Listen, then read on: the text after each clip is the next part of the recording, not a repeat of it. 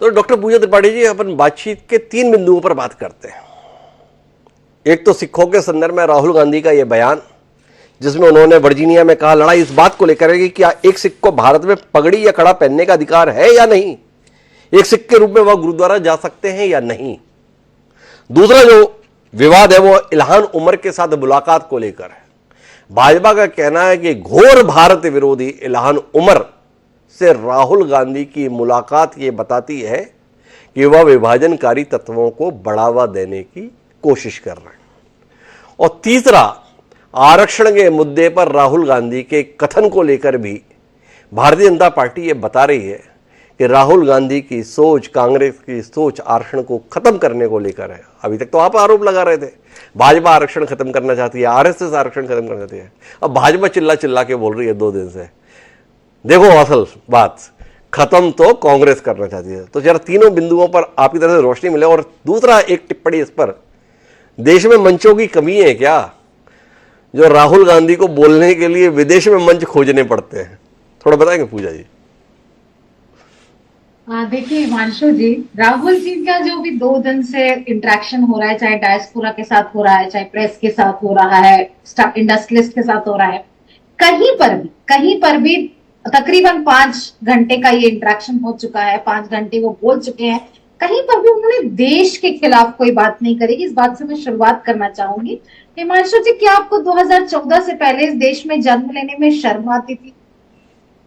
ये दूसरे प्रवक्ता से मैं नहीं पूछूंगी, आपसे पूछूंगी, क्योंकि ये प्रधानमंत्री का 2015 का बयान।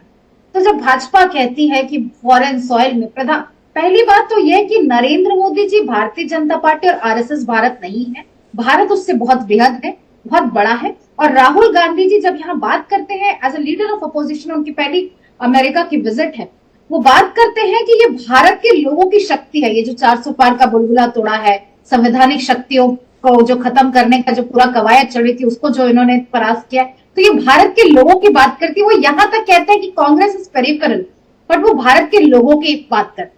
तो ये बात तो यहाँ पे क्लियर हो जानी चाहिए।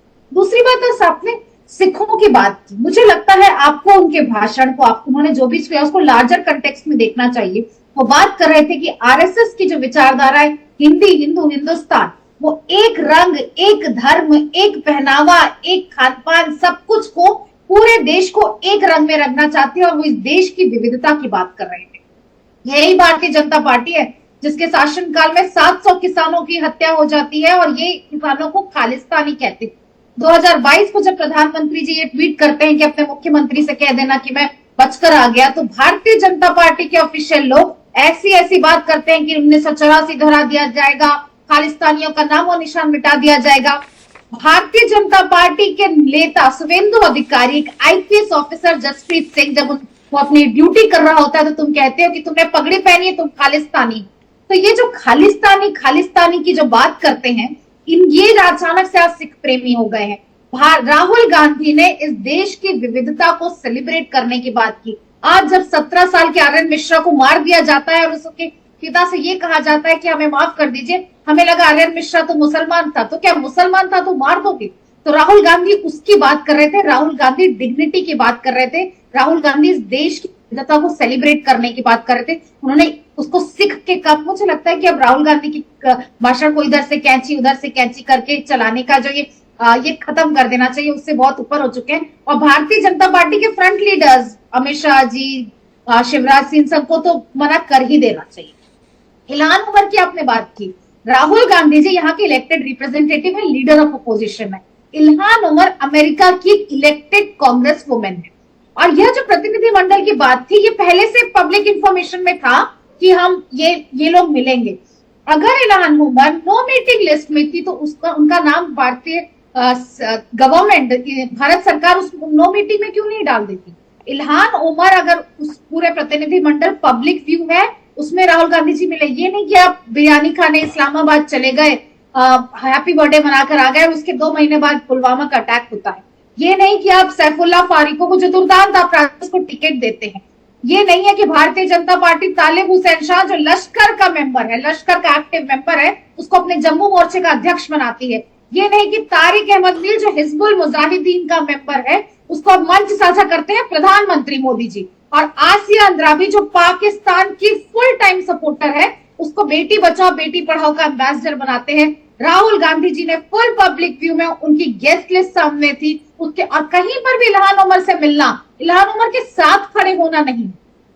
वो जब भारतीय फॉरेन पॉलिसी के बारे में बात करते हैं तो वो कहते हैं कि मैं भारत सरकार के साथ खड़ा हूं पाकिस्तान के टेररिज्म को डिनाई करने में। तो मुझे लगता है कि वो पब्लिक व्यू था, एक रिप्रेजेंटेटिव से मिल रहे थे एज अ रिप्रेजेंटेटिव, तो उसको वैसे ये नहीं है कि हम छुप के मिलें, आईएसआई को बुलाते हैं, हम पठानकोट इनवाइट करते हैं बातचीत के लिए। ये कोई सीक्रेट मीटिंग्स नहीं हो रही थी, एक पब्लिक मीटिंग। और भारत सरकार को इतनी आपत्ति है तो इल्हान उमर को बार्ड लिस्ट में डाल दे, उससे कोई नहीं मिले। तो जिस तरह लोगों को उनका समुचित अधिकार लेने का इसका सबसे बड़ा पहलुआ कोई लीडर है तो वो राहुल गांधी है। उनकी बात को अब आरक्षण को उधर से काट के उन्होंने सिंपल ये कहा कि जब सिस्टम फेयर हो जाएगा, जब समतामूलक समाज का निर्माण हो जाएगा। आप मुझे बताइए कि कैंसर खत्म होने के बाद भी कीमोथेरेपी चलती रहती है। वो एक परफेक्ट सोसाइटी की बात कर रहे थे जहां समतामूलक समाज हो जाएगा, जहां पे सबकी अपनी हिस्सा होगा।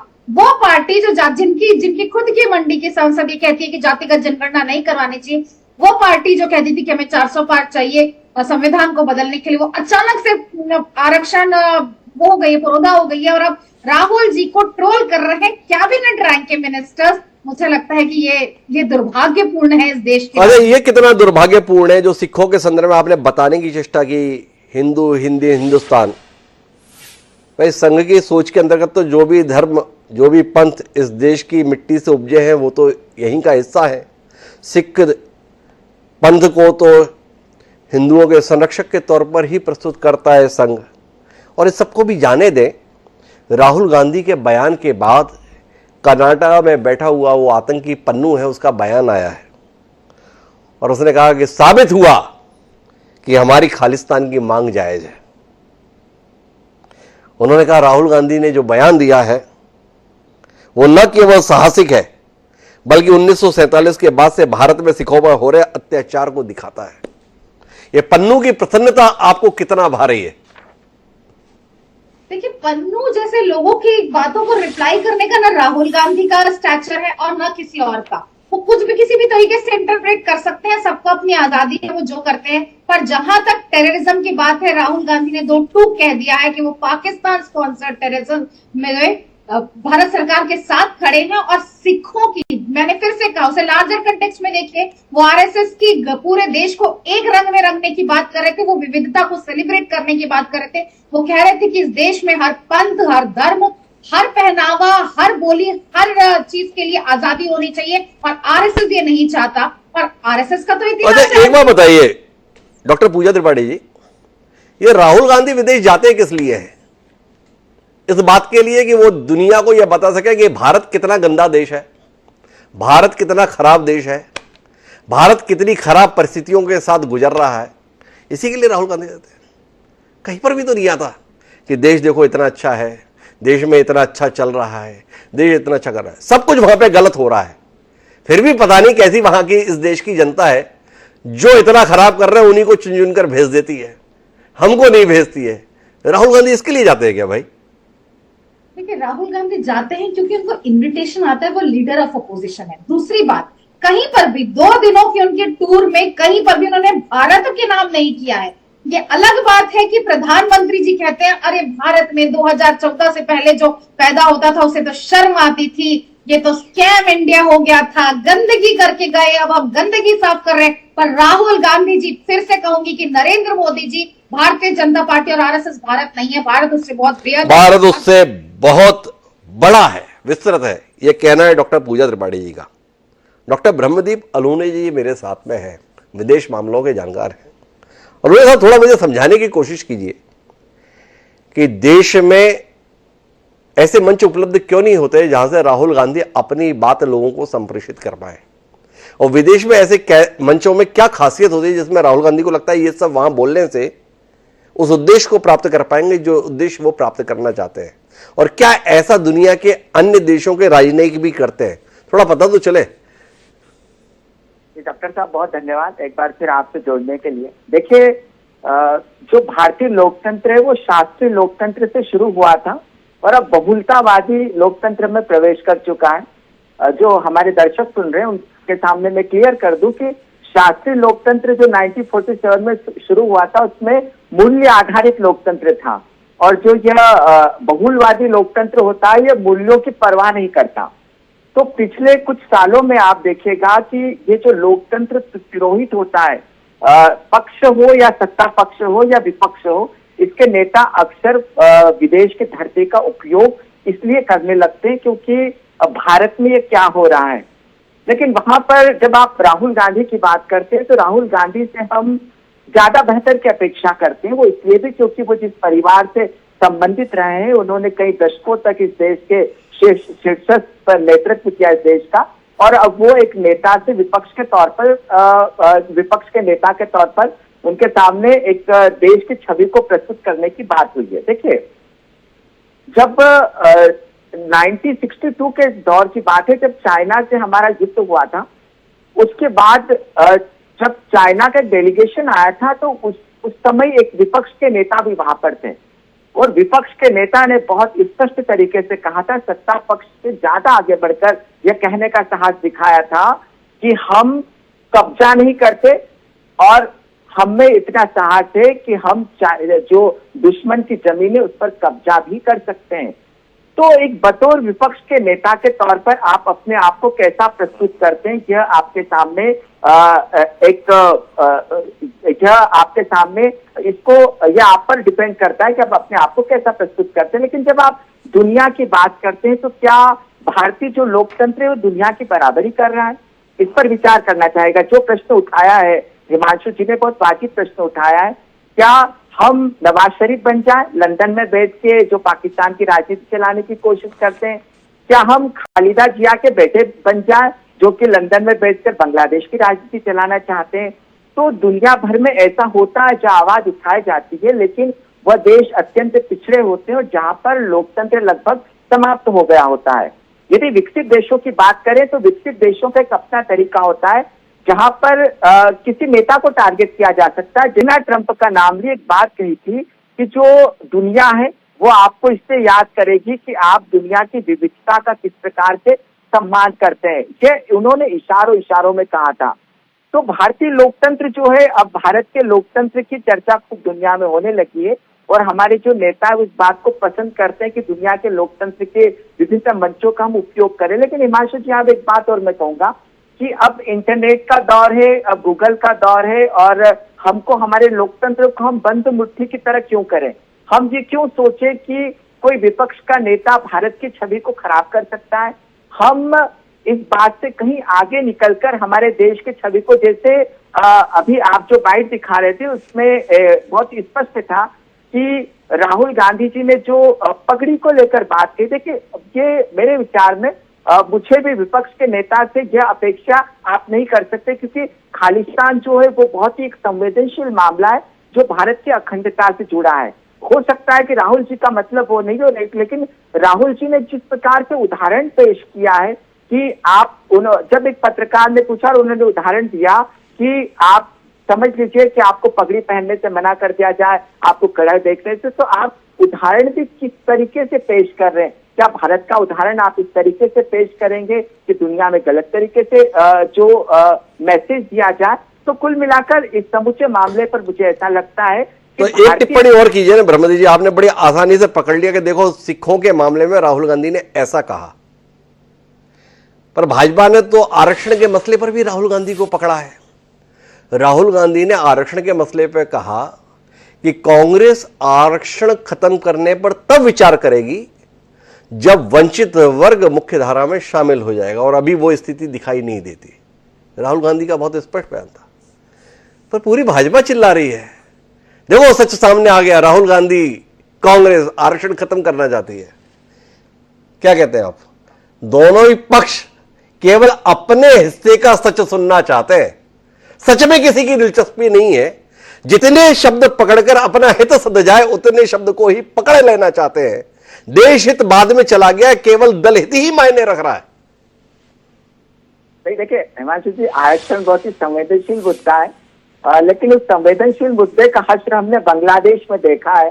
तो कम से कम राहुल गांधी जी ने क्या कहा आरक्षण में, मैं क्षमा चाहूंगा इस मामले में मैंने सुना नहीं, लेकिन एक बात जरूर मैं कहूंगा, आप इस बड़ा हमारा कार्यक्रम बहुत सारे लोग देखते हैं, देश के करोड़ों लोग देखते हैं, तो आरक्षण जैसे मुद्दे पर इस देश की सभी राजनीतिक पार्टियां कम से कम एकजुट होकर यह तो कर सकती है कि समानता स्थापित करने पर ध्यान दे, तो ज्यादा बेहतर होगा। मुझे लगता है कि आरक्षण को लेकर बड़ी बहस होना चाहिए, और आरक्षण से ज्यादा आप फ्री की शिक्षा ब्रह्मदेव जी, आप भी जो है जो बात राहुल गांधी के पक्ष की थी उसको अनसुना करके निकल गए। सिखों वाली बात आपको बड़ी याद रही, बोले उसे मैंने सुना है। और आरक्षण जिस पर राहुल गांधी को ट्वीट करके सफाई देनी पड़ी, भाई मैंने ऐसा नहीं कहा था, उसको आपने सुनने से इंकार कर दिया है। पर श्रवण जी मेरे साथ में है। श्रवण जी की खूबी यह है कि वो सबकी ठीक से सुनते हैं और मौका मिलने पर सबको ठीक से सुनाते भी हैं। तो अब मैं श्रवण जी के पास चलता हूं और श्रवण जी आपसे जानना चाहता हूं, राहुल गांधी किसके हित साधन है? देश के, दल के, हमारे विरोधियों के, किसके? देश की ही दृष्टि से वो देश का हित कर रहे हैं। खुद की दृष्टि से वो खुद का हित नहीं कर रहे हैं। का नजरिया है कि हम राहुल गांधी को किस नजरिए से देखना चाहते हैं। मतलब प्रधानमंत्री जब जाते हैं, मैंने अभी शुरू ही नहीं किया और मल्होत्रा साहब ने उंगली उठा दी, तो पहले मल्होत्रा साहब को सुन लें अपन। नहीं श्रवण जी, अभी तो आपको ही सुनना है, मल्होत्रा जी से फिर बात करते हैं। उनको कोई बहुत इंपॉर्टेंट बात याद आ गई तो मुझे लगा कि नहीं अभी मैंने शुरू ही नहीं, हमारे पास समय है। और उनको कुछ लगा कि मैं कोई बहुत ही ऐसी मैंने बात कर दी है कि जो राहुल गांधी अमेरिका में कर रहे हैं वो बात मैंने यहाँ कर दी, उनको ऐसा लगा जी। तो राहुल गांधी को समझने की जरूरत है। आपके 4 सवाल थे पूजा जी से जी। जिसके घर में जिसकी दादी की जिस तरह से हत्या हुई है, वो सिखों के खिलाफ कभी बोल नहीं सकता।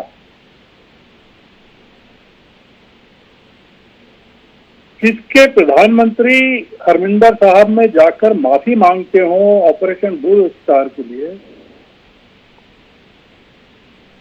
वो कभी बोल नहीं सकता। जिनके चाचा की पत्नी मेनका गांधी एक सिख परिवार से हो और कजिन ब्रदर सिख परिवार से हो, वो सिखों के खिलाफ बोल नहीं सकता। हम पन्नू को अपना आदर्श मान रहे हैं, भारतीय जनता पार्टी, मैं नहीं मानता। फिर भी मेरा मानना यह है, फिर भी, कि राहुल गांधी को सिखों के बारे में या तमिलों के बारे में, जो सिखों के साथ ही उन्होंने तमिलों के बारे में टिप्पणी की कि तमिल में अगर कोई बोलेगा तो पसंद नहीं करेंगे, तो वो नहीं बोलना चाहिए था। मैं इन्हें इतना कहने के बाद ये कह रहा हूं कि हम लोगों की जो सेंसिटिविटी है जी, वो इतनी ज्यादा है कि जब बीजेपी की एक प्रवक्ता मोहम्मद साहब के खिलाफ कुछ बोलती है, तब कुछ नहीं होता, उसको प्रवक्ता पद से हटाया जाता है बस। राहुल गांधी कुछ जाकर बोल दें, जो कि वो नहीं, उनको मैं मानता हूं नहीं बोलते तो ज्यादा अच्छा रहता, पर उनके मन में कुछ है नहीं इस तरह का कि वो एक कम्युनिटी को हर्ट करना चाहते हैं। नहीं, तो मैं थोड़ा श्रवण जी आपकी बात से ना इत्तेफाकी रखते हुए प्रति प्रश्न करना चाहता हूं। राहुल गांधी ने सिखों के खिलाफ नहीं बोला। राहुल गांधी ने मौजूदा सरकार को इस रूप में प्रस्तुत करने की चेष्टा की कि इस सरकार ने वातावरण ऐसा बना दिया है कि देश में सिख पगड़ी नहीं पहन सकते, कड़ा नहीं पहन सकते, गुरुद्वारे नहीं जा सकते। क्या आप मानते हैं कि नरेंद्र मोदी, भारतीय जनता पार्टी की सरकार, संघ का बढ़ता हुआ प्रभाव देश में ऐसा वातावरण निर्मित कर दिया है कि सिखों को अपनी पहचान के संकट के दौर से गुजरना पड़ रहा है? सवाल तो यह है ना। बिल्कुल बिल्कुल, आपकी बात बिल्कुल सही है, मैं आपकी बात से 100% सहमत हूं। राहुल गांधी को बजाय सिखों के मुस्लिमों के बारे में कहना चाहिए था जी, कि भाई मुसलमान सिखों की तो बड़ी कम आबादी है, जैसा पूरी हरदीप पुरी साहब ने कहा। जी। मुसलमानों की 20 करोड़ 22 करोड़ है। उन्होंने गलती से मतलब या जानबूझ करके मुसलमानों का नहीं कहा कि उनके साथ किस तरह का व्यवहार होता है, कि वो दाढ़ी पहन के निकल जाएं तो कैसा होता है, टोपी पहन के निकल जाएं तो कैसा होता है, बीफ नहीं भी हो तो बीफ कैसे पैदा हो जाता है, उनकी लिंचिंग कैसे हो जाती है। राहुल गांधी ने कुछ गलती कर दी कि वो या जानबूझ करके कर दी। हम लोगों को थोड़ा सा मेरे ख्याल से उदार अगर हो जाए जी। जो कि मतलब तो थोड़ा सा ठीक हो जाएगा कि ये मैं आपके बाकी 3 सवाल और हैं जी। इल्हान से क्यों मिले। जी। हम ऐसी सूची बना सकते हैं कि हमारे प्रधानमंत्री किन किन लोगों से मिलते हैं। जी। एक अमेरिकी संसद में एक सांसद है, आप उससे नापसंद करते हैं, आप मिलते हैं। कश्मीर के लोग जिन लोगों को पसंद नहीं करते उनका डेलीगेशन आप यूरोप से मंगा के उनको कश्मीर की, जब पूरा का पूरा कोविड में पूरा कश्मीर वैली डूबी रहती है तब आप उनको सैर कराते हैं कश्मीर की, यूरोपियन यूनियन के।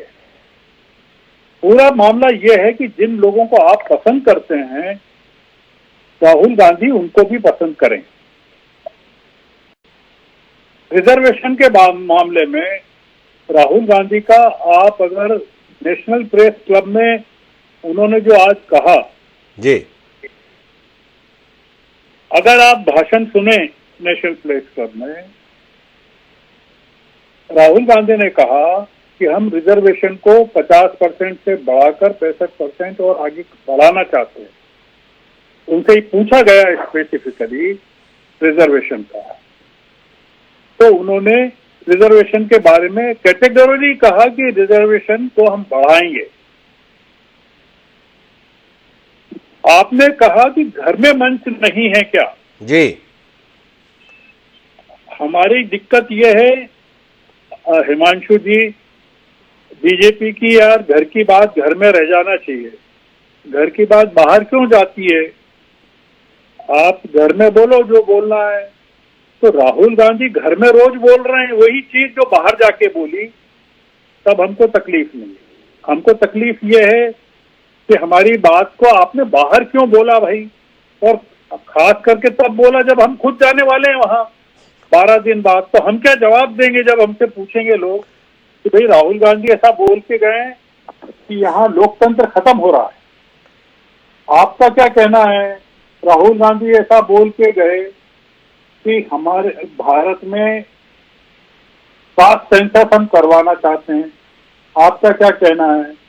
तो हम लोग, या राहुल गांधी कह गए कि इलेक्शन के रिजल्ट आते ही आपने कॉन्स्टिट्यूशन की प्रति को माथे पर रख लिया। चुनाव के दौरान आप कहते रहे कि 400 सीटें हमको इसलिए चाहिए कि हमको कॉन्स्टिट्यूशन बदलना है।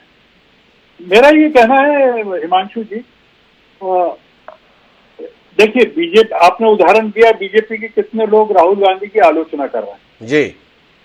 बीजेपी के लोगों को करना चाहिए, बीजेपी का काम है। अभी मल्होत्रा साहब भी करेंगे, हम उनको भी सुनेंगे। हमारे विदेशी मामलों के बहुत जानकार अलूने साहब जो हैं विशेषज्ञ, उनको भी सुना हमने। तो हमको कोई आपत्ति नहीं है, क्योंकि इन लोगों का काम है, वो उनको करना है जी। इसलिए कोई दिक्कत नहीं है। मैं मतलब इनके कहे को भी स्वीकार करूंगा कि ये जो कह रहे हैं वो भी सही कह रहे हैं। आप जो कहते हैं वो तो सही कहते ही हैं हमेशा। जी। तो कुल मिलाकर श्रवण जी आजकल सबको सही मानने लगे हैं। ये एक बड़ी रोचक परिस्थिति निर्मित हो गई है श्रवण जी के संदर्भ में।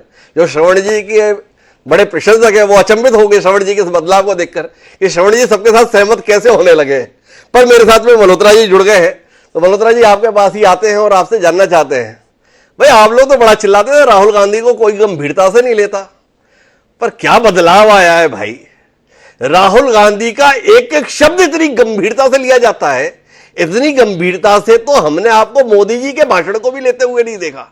राहुल गांधी की एक एक लाइन पर एक एक मंत्री कूदकर सामने आ रहा है, अरे ये उन्होंने कैसे बोल दिया, ये उन्होंने कैसे बोल दिया। तो अब आप क्या मानते हैं, राहुल गांधी वाकई इस देश में सबसे बड़े कद के नेता हो गए? अब आप लोगों ने ये मान लिया, इसलिए बाकी सारा काम छोड़कर राहुल गांधी के बयानों पर ही पूरा ध्यान लगा दिया। हिमांशु भाई नमस्कार जी। होपफुली मेरी आवाज आप तक पहुंच रही होगी। मैं ये कहना चाह रहा हूँ, सबसे पहले ना देखो, ये इसको एक मुद्दा ना माना जाए, इसको इस तरीके से ना लिया जाए कि हर बार कोई आदमी कोई गलती करे। आप अपना अनम्यूट कर देंगे जरा? अच्छा, अनम्यूट अभी आवाज आ रही है आपको? हाँ, अब आ रही है। ठीक है जी। जी। मेरा मानना है बहुत इसको समझने की जरूरत है जी। आप देखिए कि पिछली बार वो गए थे विदेश में और उन्होंने ऐसा ही कोई लूज रिमार्क गवर्नमेंट के बारे में दे दिया या किसी चीज के बारे में दे दिया, और सिर्फ अपनी पीआर गेन करने के लिए, ताकि लोग प्रेस उनकी तरफ देख ले जी। अब इस बार तो उन्होंने ये हद भी पूरी कर दी जी। ये हद क्या है, आप उस धर्म से पहले से ही नफरत करते हो जी। आपने इतने घाव दे रखे हैं कि हर आदमी हर सिख इस चीज से त्रस्त है कि आपने इतने घाव दे रखे हैं पहले हमसे। अब आप घाव कुरेद के उस पर नमक डाल रहे हो। अभी आज की डेट में मुझे यहां बैठा हुआ कोई भी आदमी अपने भगवान को साक्षी मान के बता दे कि क्या प्रधानमंत्री ऐसा कोई कदम उठा रहे हैं कि सिख अपनी पगड़ी ना बांध सके या सिख अपना कड़ा ना पहन सके, या कोई ऐसा कोई बात हो रही है यहां पे? तो आप किसी और देश में जाके सिखों के नुमाइंदे बनना चाहते हो, क्योंकि 2-3 सिख आपके पास बैठे हुए थे उस टाइम पे, और आपने उनको दिखाने के लिए उनको क्या परसेप्शन दे रहे हो हिंदुस्तान की? आप अपने देखो, मैं आपको फिर से वही कहूंगा, लिखती हुई बयान, और जब भी वो कोई ऐसा बयान देते हैं, अपनी जो दिमाग की अवस्था है, अगर आज मुझे मेरे सेंटिमेंट्स को हर्ट कर रहा है ना एक आदमी, आप बताइए कि आप मेरे को कौन आदमी यहाँ पे, कौन सी गवर्नमेंट या कौन आदमी मुझे यहाँ गुरुद्वारे में जाने में रोक रहा है, या मैं रोक सकता है? ये आप वापस उसी बात पर आ गए बलदर साहब, जिसपे स्वयं श्रवण जी भी कह चुके कि भाई ये तो गलत बोला, इसमें कोई बहस का विषय नहीं है। पूजा त्रिपाठी जी भी हमें इसको लेकर कोई दलील नहीं दे पाई कि ये कितनी सही बात। पर आप मूल सवाल पर नहीं गए। मूल सवाल आपसे यह था कि राहुल गांधी के बयानों को इतनी गंभीरता से आप क्यों लेने लगे? आप तो बोलते थे राहुल गांधी को तो कोई गंभीरता से नहीं लेता, पहले इस पे तो आइए, बाकी बात बाद में करते हैं। हिमांशु भाई, कोई सेकंड थॉट नहीं है। फिर आपको भी ये पता है कि अभी का जो बयान है ये सेंटिमेंट्स को हर्ट करने वाला है। फिर मैं आपकी बात पे आ रहा हूं, अब आपकी बात पे आता हूं। अब आप कहते हो कि राहुल गांधी को सीरियसली क्यों लेने लग गए। देखो, ये मैं नहीं, अगर मैं बोलूं, झूठ बोल दूं या मैं कुछ ऐसा बोल दूं, 15 साल से एक आदमी गिरता पड़ता अपने सबक से सीखता जाता है। तो अभी उनको शायद थोड़ा बहुत दिमाग में ये आया होगा कि मैं उल्टी सीधी बयानबाजी करके हाईलाइट हो जाऊंगा, तो अब वो उल्टी सीधी बयानबाजी से कारण हाईलाइटेड है। उनकी व्यवस्था ये है कि देखो, आप बात समझना, एक आदमी 33 नंबर लेके पास हो गया, या उसमें भी फेल ही रहा है, पास तो मैं नहीं मानूंगा। अगर आप सरकार नहीं बना पाए और उसके बाद अपने आप को प्रूव ये कर रहे हो कि मैं जीत गया हूं, तो वहीं से ही पता लगता है कि इनकी मानसिकता किस लेवल की है। देखो बलदर साहब, आप स्वयं उलझे हुए हो राहुल गांधी को लेकर। आपके 1 दर्जन से ज्यादा मंत्री और मुख्यमंत्री राहुल गांधी के एक एक बयान की चीड़-फाड़ कर रहे हैं, जिसको आप फेल करार दे रहे हो। आप तो पहले यही तय नहीं कर पा रहे, पास बताएं फेल बताएं, और उसके बाद में ये स्थिति बनी हुई है। तो कुल मिलाकर आपका सोच क्या है, स्पष्ट करें ना। मैं सर वही बोलना चाह रहा हूं, आप दोबारा मेरी बात को, मैं अपनी पूरी बात रखना चाहता हूं कि पहली चीज तो उनकी बयानबाजी नहीं है, अच्छी बयानबाजी से ज्यादा आज की डेट में वो गलत तरीके की बयानबाजी में ज्यादा आगे बढ़ रहे हैं। उनका ये काम रहता है कि कोई ऐसा काम करें जहां पे आके हाईलाइट हो, ना कि उनके मन में ये रहता है कि मैं अच्छी तरीके से अपनी बात को रख पाऊं। उनको लगता है कि किसी तरीके में अपनी बात को ऐसे बना देते हो अपनी बात को कि ताकि वो बिना बात के बात को उलझाना या किसी भी मुद्दे पे बोलना, जिस विषय पे अभी आप सिखों के मुद्दे पे आप बोल रहे हो, जहां आपको भी पता है, मुझे भी पता है कि वो सिखों के इस मुद्दे के ऊपर वो फेल हुए हैं। चलिए थोड़ा आगे बढ़िए ना मल्होत्रा जी, इस पे अपन इतनी बार बात कर चुके हैं। आरक्षण के मसले पर आप जो उन्होंने नहीं कहा उसको साबित करने की कोशिश क्यों कर रहे हो? क्या कहा राहुल गांधी ने आरक्षण के संदर्भ में? राहुल गांधी ने आरक्षण के संदर्भ में बोला यह है कि कांग्रेस आरक्षण खत्म करने पर तब विचार करेगी जब देश में समानता की स्थितियां बन जाएंगी। समता मूलक समाज का निर्माण हमारा उद्देश्य है। अगर समता मूलक समाज स्थापित हो गया तब हम आरक्षण के समाप्ति पर विचार करेंगे। आपका क्या उद्देश्य है? समता मूलक समाज निर्मित ही नहीं करना? संविधान के साथ चल रही है, सारी पार्टी एक मत है। हमारे यहाँ equality before law, equal before the law is the main agenda of government. आज ही तक आप एक भी मोदी गवर्नमेंट का एक भी लॉ या कानून ऐसा बताइए जो बायस्ड कानून है। गवर्नमेंट सिर्फ एक ही तरीके से चल रही है, इक्वालिटी बिफोर द लॉ। और ये चीज बोलने से नहीं होती, आपके 10 साल के एक्सपीरियंस से बोल रहे हैं। वो 11 साल 15 अभी आने वाले कई सालों पे चलना है इन्होंने, मोदी गवर्नमेंट ने। ये जो मानसिकता है ये भी बदलेगी थोड़े दिनों बाद। आप देखिएगा 1-2 चुनाव और ऊपर नीचे होने हैं, उसके बाद फिर से वही प्रवाह चल पड़ना है। तो मेरा मानना ये है कि यहाँ पे आके ना जो एक झूठ फैलाया जा रहा है, संविधान के नाम से झूठ, धर्म के नाम से झूठ, और वो भी हिंदुस्तान की धरती से बाहर होके बोलना और अपने पूरे हिंदुस्तान को शर्मिंदा कर देना उस बात से, ये गलत हो रहा है। सर हमें आवाज उठानी चाहिए। आज हमने प्रोटेस्ट किया है जंतर मंतर पे और 10 जनपद पे भी, और मेरा मानना यही है सर, मेरी रिक्वेस्ट है, ये आपके माध्यम से भी रिक्वेस्ट है कि राहुल गांधी को ऐसे बयान नहीं देना चाहिए जिससे पूरी कौम के सेंटीमेंट्स हर्ट हो रहे हो। आप इस एक कौम से नफरत करते हैं, ये सारी दुनिया को पता है, ये सारी दुनिया को पता है, ये बार बार उनकी दलील है। मैं श्रवण जी एक बार फिर आपसे पूछना चाहता हूं, क्या आकलन कर पा रहे आप राहुल गांधी का विदेश में दिए जा रहे ये बयान, ये बातचीत देश की सियासत में कांग्रेस को नुकसान पहुंचाएगी या फायदा पहुंचाएगी?